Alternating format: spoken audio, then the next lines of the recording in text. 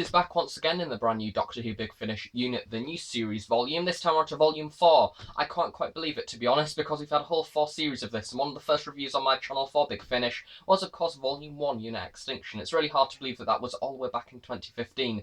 It has gone incredibly quick, and that is incredibly worrying. Volume, however, is Volume 4 Unit Assembled, and it is an incredibly special release because we essentially have classic Doctor Who meets new series Doctor Who, however, on quite a large scale, and it very much intertwines into something that we've never really seen before. We've had classic Doctor's New Monsters, however, this one really gets to the grips of the fact of bringing the two sort of, not necessarily universes, because they're all the same universes, but sort of the different areas of Doctor Who together, and that is quite exciting. Firstly, just wrapping up a few things that I said in my previous review of Unit Silenced. I did in fact state in that review that this review would be the final review from the Unit New series. That is in fact wrong. Of course, in the previous review I was correct with that because at the current time this will be the final box set. However, we do of course now know that this series has been extended for a further 4 more box sets that will be sort of released up until 2019, I do believe, in the same format that we've currently got going on. So yeah, we've got a lot more Unit on the way over the next few years. If you've not came across this series yet or not bought any of the previous releases, I highly recommend checking out the previous reviews as I've covered them all so far.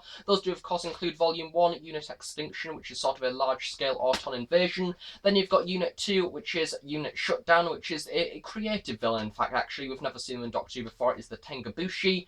And then we've got the latest release, as opposed to this one, which is of course Unit Silence, with the return of the silence in Doctor Who. You may think, how does the silence work in audio? And the answer is pretty bloody well, as this release is incredibly interesting and quite political at the same time as well. So if you're a new series fan, you may in fact quite enjoy these releases. Imagining that this series will of course get a little bit of interest from classic fans as well, interest that may have not been there from the previous series, I would sort of get out there straight away and say that you don't really need much context from the previous series to in fact enjoy this one. There is a few elements here and there that do in fact reference previous series and previous characters. However, all of the characters can in fact be jumped on at any point really. I think that for all of the box sets you can thoroughly enjoy them without needing the previous backlog, which is a really good thing to do, I think, because it allows more people to buy them at certain points, especially with this one being very classic based, which once again is incredibly exciting. Of course, you all know the drill by now. In the description below I will leave the link to go and buy this release on the Big Finish website. It is out now as of May, and the physical release is currently £20 and the download version is of course £20. However,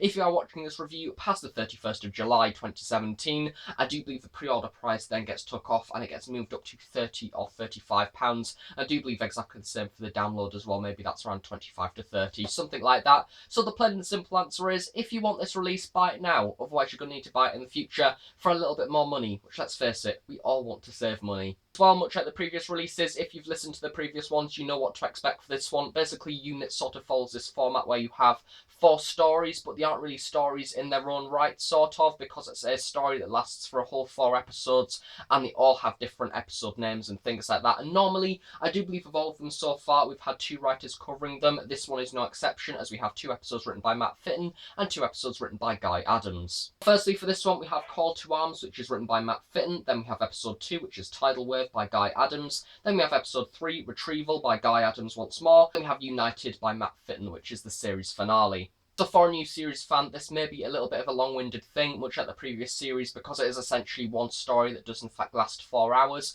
However, with this one, there is a little bit of difference between each episode. I think that unlike the previous box sets, such as Unit Extinction or anything like that, that very much followed a solid story all the way through, this one sort of goes different places. You have one episode mainly based on a submarine with some characters, then the first episode were based with other characters, so it is sort of quite segregated all the way through, which I guess is a good thing and a little bit of a refreshing thing for the format as well. Taking a look at the cast list for this release, I'm just going to get out there straight away and say, in the 6 years of this channel, apart from something like Light at the End, this is possibly the best cast list that I'm ever about to read out in one thing, saying that they're all in one release. Redgrave as Kate Stewart, Ingrid Oliver as Osgood, James Joyce as Josh Carter, Warren Brown as Lieutenant Sam Bishop, Richard Franklin as Mike Yates, John Levine as John Benton, Katie Manning as Jo Jones, Richard Hope as Jastrock, Neve McIntosh as Kalana, Nicholas Briggs as the Sea Devils, Nicholas Ashbury as Burmaster, Annette Holland as Anne, and Alex Tregar as Laura Sale.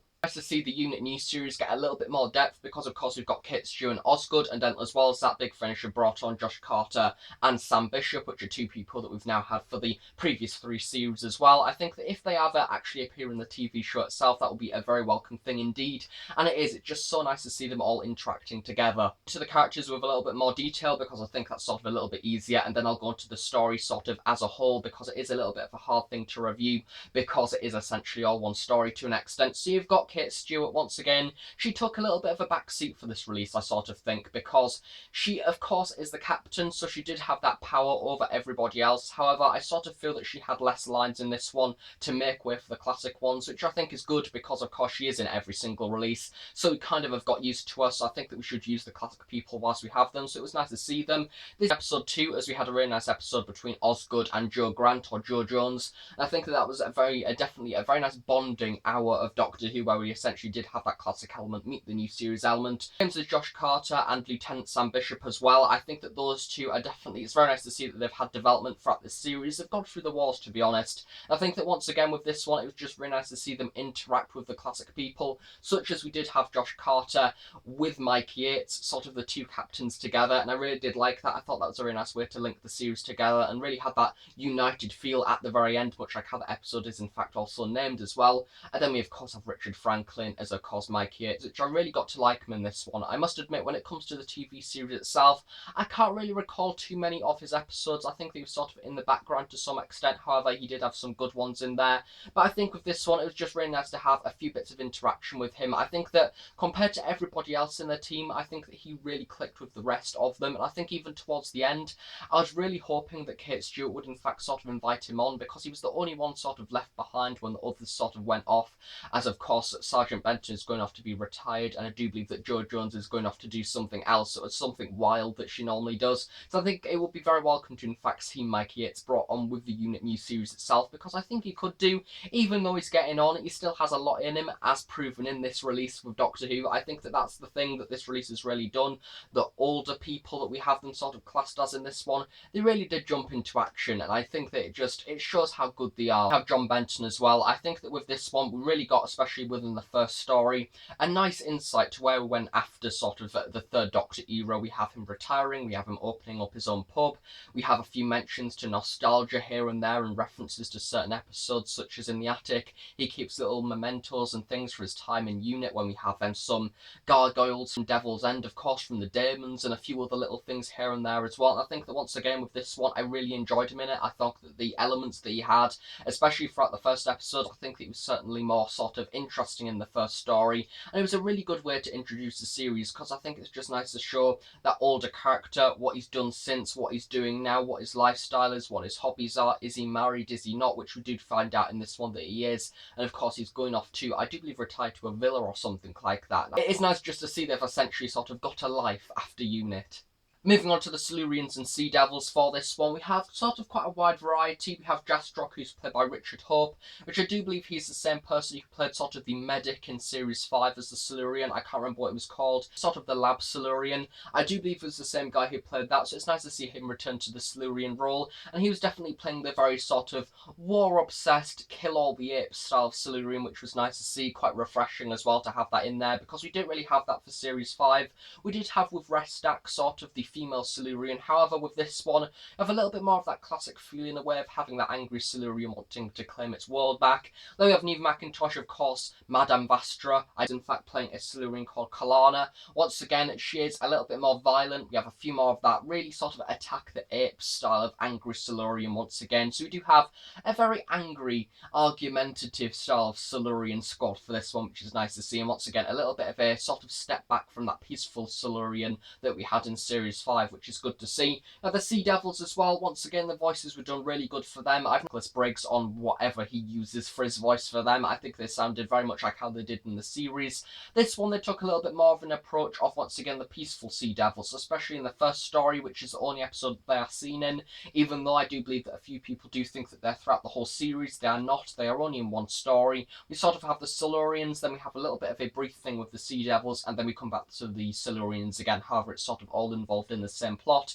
Peaceful, sort of how they kind of were in the TV show, however they sort of turned a little bit angry as well from what I can remember from the TV episode. But yeah, with this one we had something very interesting because of course in the episode itself the Doctor was very passionate about having that peaceful race and them living in harmony, and the Doctor very much wanted to do that. However, the Brigadier stopped him at the very end of the story, and Jo Grant was very sort of focused, or even Jo Jones, I still want to call her Jo Grant, but Jo Jones was very much sort of determined to have that fulfilled. She was like, the Doctor wanted to do it, so I'm going to try and do it for him. So we had some really lovely moments there where Katie Manning as Jo Grant went off to do her own thing and to go off and basically do what the Doctor couldn't do, and that was a very powerful episode, I do think, for the second episode of the series, and had a really good message behind it and really shown Jo Jones as a really independent character, not like she isn't already. We once again had that wild Jo Jones in there, going to different references of where she's gone in the past. We of course had references to her grandson, her husband as well. A really good referencing heavy, continuity, fun sort of fan reference, but not too fan servicey. Briefly, as a whole, the first episode is Call to Arms and is mainly based around Sergeant Benton and Mike Yates, sort of. We see a little bit of a retirement party going on because Sergeant Benton is going to move away to his villa. Body is conveniently gathered past and present at Sergeant Benton's pub. Mike Yates is a little bit delayed, however, because of a storm. And we have the Siluarians as well within the countryside, and the new series worth of unit are out there trying to figure out what's going on with them, because there's been some odd readings coming from sort of their hideout underground, and it just so happens that is in the same location as Sergeant Benton's pub. When things go wrong, Osgood and Kit manage to get out of everywhere, and the first place that they can of course find is Sergeant Benton's pub, and they sort of join the party as it's just ending, and we have a really nice scene where everybody is being incredibly nostalgic. There is a lovely scene where we have them realising about the Brigadier and reflecting on his life and how he always wanted to come to see Sergeant Benton and to see if he can, I think it was, take shots as well as he could fire or something like that, and we had them all raising a toast to the Brigadier as well. And it really does, it kind of hurts on the inside to think that if he was still with us, if Nicholas Courtney was still here, he would have most likely, or if not definitely, been within this release. And very nice way to start the series, very nostalgic. We have a few references in there, one thing of which that I don't really want to talk about because I think it would be a really nice surprise if you are interested to see this release as a whole. I think it's just a lovely thing that they included. There's something that I very much like, something that I like very much about the Third Doctor era included within this one. If you've seen the other reviews of this, you will no doubt know what it is, but I'm not going to say about it because I sort of want to keep it a surprise. But basically, there's a thing I very like that is included. It's not really a major part of the plot, it's literally just stuck there to be, we're going to put this in because this is cool and it's amazing. And it was lovely to see it back. As I previously mentioned, Tidal Wave Episode 2 is very much quite a submerged story in more ways than one. It's mainly based underwater in sort of this little bit of a unit submarine. We very much have a little bit of a relationship gathering session, I guess, between Jo Jones and Osgood. They sort of share stories and different things and how the Doctor would very much enjoy Osgood's company and things like that. And we have a few nostalgic moments. Once again, Katie Manning just being her absolute self. Literally, I'm pretty sure that Jo Jones or Jo Grant isn't exactly a character. She is existing within Katie Manning herself because in a way she puts a part of her in her, and I think it was just lovely the bond that they had together. As I previously mentioned, she goes on that journey as the submarine is a little bit of a threat to the Sea Devils because somebody takes over and the submarine, it sort of starts aiming towards the Sea Devil base. The Sea Devils start attacking, so Jo Grant goes down in a little escape pod to go and reason with them, and as I previously mentioned, that scene is incredibly powerful, and I think that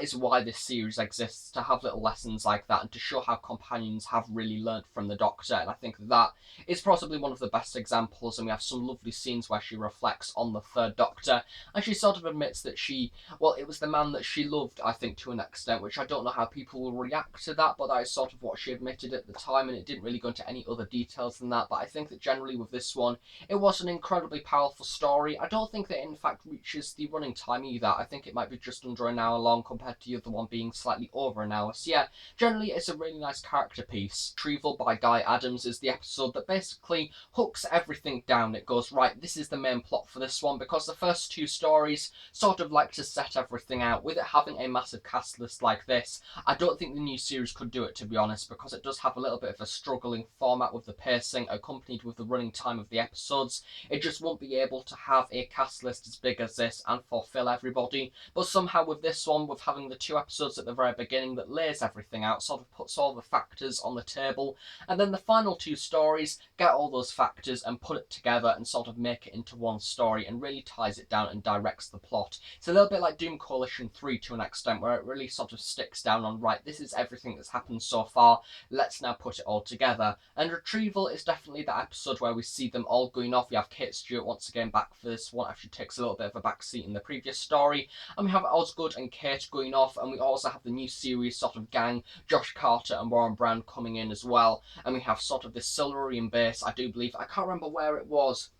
It was in the Mediterranean. There we go. I knew it was somewhere quite warm. But yeah, it's sort of on this deserty area. And they go to this place where they're having a little bit of a laboratory for the Silurians and different things being tested on. There's some lovely mentions with dinosaurs as well. And we have this Silurian that comes out from sort of Jastrock's group to try and kill them. And I think that we have some really interesting use of sort of weapons that the Silurians have devised, such as we have this device that makes the brain sort of go like a simple animal, and that sort of affects Osgood in this one, where she goes incredibly, not exactly unconscious, but she's sort of everything that she's smart. You know, all those intelligent things that she normally says vanishes, and she turns into sort of a very simple-celled, literally ape-like creature. It's quite ironic because the Silurians always call humans apes. However, we're not exactly very ape-like because we've of course adapted over thousands of years. However, it sort of turns them back to those prehistoric stages. And that the rest of the Unit New Series group are in the Mediterranean. When they try to return back home, they do in fact get stranded because during their time away whilst they're being distracted, the Silurians have pretty much invaded England, and the only people that can be left in control of Unit HQ and everything like that are Series Unit Squad, because they're the only ones that are currently on land, and the New Series ones can't of course control England offshore. So I think that with this one we very much have them returning into full power, and I just love the way that it's done. We have essentially the classic group of unit really taking control. This is what we should do, these are the orders that I'm going to give, as well as having a little bit of involvement from Kate Stewart. I think it would maybe be nice to see the classic soldiers and the classic unit people maybe taking a little bit more of an action role to an extent. I don't particularly know because I don't know how old they want to make them, but you know, I think that with this one they did a really good job of sort of incorporating in, right, they are older, however they can still do stuff, they can essentially still save the world. We have them doing different things of climate for this one. We have a Silurian invasion with dinosaurs once again, harking back to Invasion of the Dinosaurs, even though it's not a Silurian story. It's just nice to have a few references in there with Mike Yates and sort of really referring back to that third Doctor era of Doctor Who. Many people very much say that having the Doctor currently on Earth in this vault sort of plot that we've got going on is very sort of earthbound to an extent. However, this is pretty much Doctor Who does the third Doctor era again in the new series format, and it does very much work, and I love the way that it's done. And like Kate Stewart, we have Osgood, we have Josh Carter, and Lieutenant Sam Bishop all coming back ashore, helping the classic unit group, and we just have them literally all at the very end. Not to use the phrase too much because this episode is called United, but is very much uniting them all together, saving the day. And at the very end of this story, we don't exactly have a cliffhanger, but the way that it's resolved, I guess, we have the two people that were involved, the Silurian people, sort of being, well, I don't really want to say, but we have something happening with them which leaves it a little bit open to maybe development in the future. So yeah, that's that for this one. I really didn't want to go into everything because I can't really recall what I was doing for the previous releases. I don't really know that I listed absolutely everything. I don't think I did.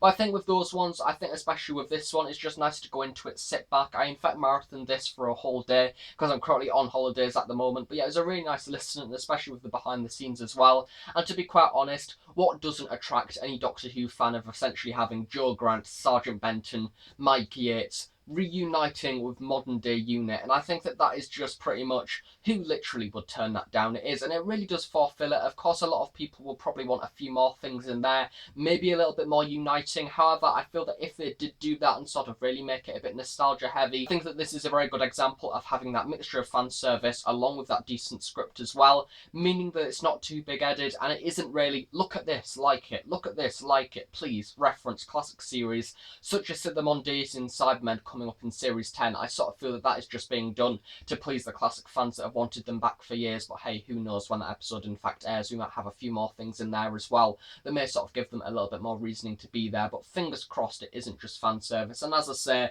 the format with this one generally, maybe not to everybody's cup of tea, essentially being a whole 4-hour story. However, once again, and something that I can comment on for all 3 of the previous box sets, as well as this one, it's on that larger scale. It very much goes to those different countries once more, and it goes and does different things, and it does very much feel like a united intelligence task force. It goes out and does army things, and it very much has a different approach to the Doctor. We have guns in there, we have a little bit of violence in there, so it's good to see that we do have that contrast between what the Doctor would do and Unit. So generally for this one, very much tell Guy Adams and Matt Finn have really gone and sat down and gone, right, this is what we're doing for this story, this is the plot for this one. I really do respect them for that, because from that they've created a really solid script and a really solid series that I highly recommend for those classic fans as well as new series fans as well. Much like classic Doctors, New Monsters, this is pretty much your perfect jumping on point for either era. So yeah, that's that. Thanks for watching this review. If you enjoyed it, please do give it a big like. Please subscribe if you're not already. If you've got any questions, please do leave them below, and I'll be sure to answer them at some point in the near future. Thanks again for watching, as I see you all next time. So thanks for watching, and